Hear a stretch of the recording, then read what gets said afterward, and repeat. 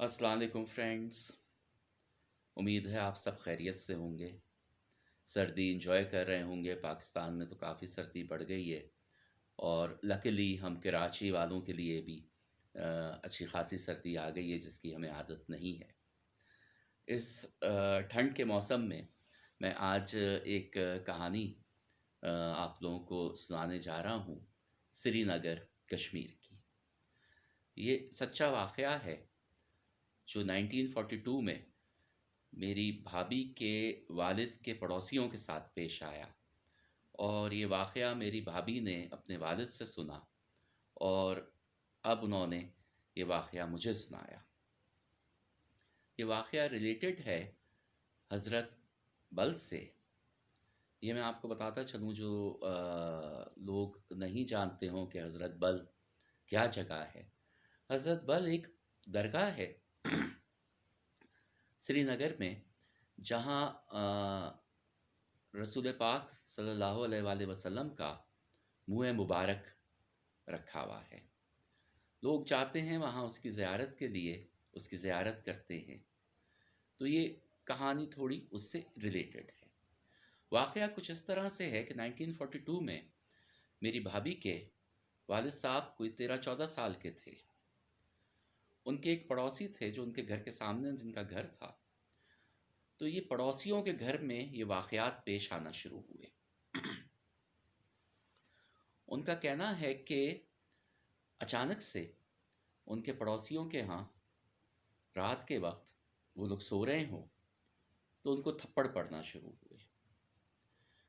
ان کو تھپڑ پڑیں، گھر والوں کو، رات کو کوئی ان کو بستر سے اٹھا کے نیچے پھینک دے، چارپائی سے گر جائیں۔ اس طرح کے واقعات رات کو ان کے ساتھ پیش آئیں۔ ان کی نہیں سمجھ میں آیا کیا تھا۔ انہی دنوں میں ان کے ہاں ایک شادی ہونے والی تھی۔ شادی کے فنکشن شروع ہوئے، شادی ہونے لگی۔ شادی کے لیے گھر پہ کھانا پکانے والے آئے، دیگیں آئیں۔ اب بھی چھوٹے شہروں میں، دیہاتوں میں یہ رواج ہے کہ کھانا جو ہے وہ گھر پہ ہی پکتا ہے۔ کھانا پکانے والے گھر پہ آ جاتے ہیں، دیگیں گھر پہ چڑھتی ہیں شادی کی، اور کھانا وغیرہ بنایا جاتا ہے۔ تو اسی طرح سے کھانا پکانے والے آئے اور وہ کھانا بنایا، انہوں نے، کھانا بن گیا۔ اب جس وقت کھانا سرو کرنے کا وقت آیا اور دیگوں کو کھولا گیا تو کھانا اس میں سے غائب، اور کھانے کی جگہ دیگوں میں پرانے جوتے پڑے ہوئے، ٹوٹے ہوئے پھٹے ہوئے جوتے۔ بڑے حیران ہوئے، کیا کریں، پریشان ہوئے۔ جس طرح سے بھی ہوا، مہمانوں کو کچھ کھلایا پلایا کہیں سے منگا کے، جو بھی کیا، یہ واقعہ ہوا۔ اس کے تھوڑے ہی دن کے بعد، 2-4 دن کے بعد، یہ رات کو سو رہے تھے، تو رات کو سونے کے بعد جب صبح اٹھے تو ان کا گھر 2 ٹکڑوں میں ہوا۔ اور کہتے ہیں یعنی کہ میرے بھابھی کے والد نے بھی دیکھا، اور انہوں نے بتایا کہ وہ گھر اس طرح سے لگ رہا کہ جیسے کسی نے اس کو، جیسے کیک کو چھری سے کاٹتے ہیں اور کیک 2 ٹکڑے ہو جاتا ہے، اس طرح سے اس گھر کو کسی نے چھری سے کاٹ دیا۔ خیر، اس گھر کے رہائشی بہت پریشان ہوئے، ایک بزرگ کے پاس گئے۔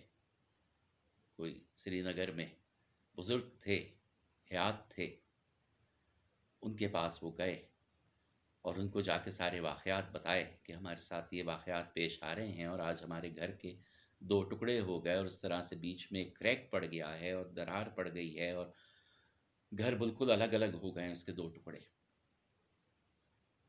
ان کے بزرگ نے کچھ موکلوں سے معلومات کی ہوں گی، کچھ معلوم کیا ہوگا۔ انہوں نے ان سے کہا کہ یہ بتاؤ کہ تم لوگوں نے حضرت بل سے کوئی چیز چرائی ہے؟ اب یہ بہت گھبرا گئے، اب یہ بہت پریشان ہو گئے، اور سچ قبول دیا ان بزرگ کے سامنے کہ جی، ہم نے وہاں سے کچھ اٹھایا ہے۔ اچھا، حضرت بل میں جب بھی یہ طریقہ تھا، رواج تھا، اب بھی ہے، وہاں لوگ آتے ہیں، چڑھاتے ہیں، اور جس میں سونا اور چاندی بھی چھوڑ کے جاتے ہیں.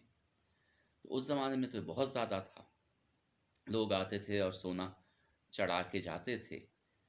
تو انہوں نے وہاں، یہ لوگ گئے تھے ادھر درگاہ پہ، اور انہوں نے وہاں سے تھوڑا سا سونا اٹھا دیا تھا، اور وہ یہ چھپا کے لے آئے تھے.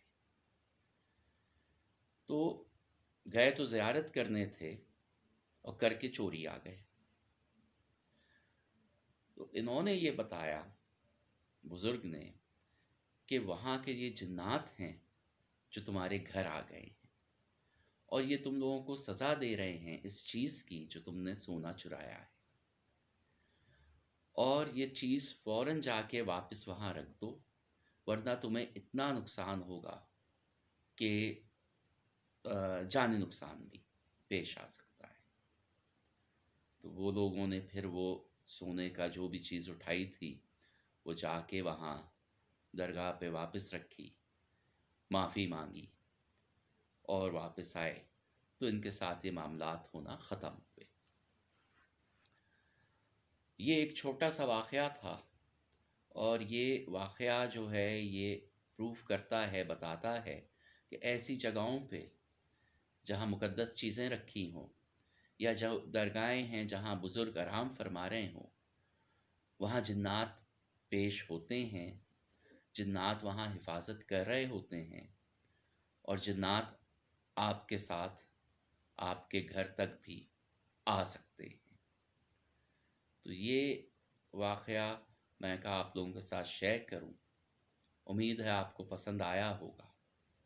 اگر پسند آیا ہو تو میرے اسٹوری کو لائک کیجئے، میرے چینل کو سبسکرائب کیجئے. آپ لوگ سب اپنا بہت خیال رکھیے، اور کووڈ سے کی وجہ سے سوشل ڈسٹینسنگ رکھیے، ماسک پہنیے. اللہ حافظ.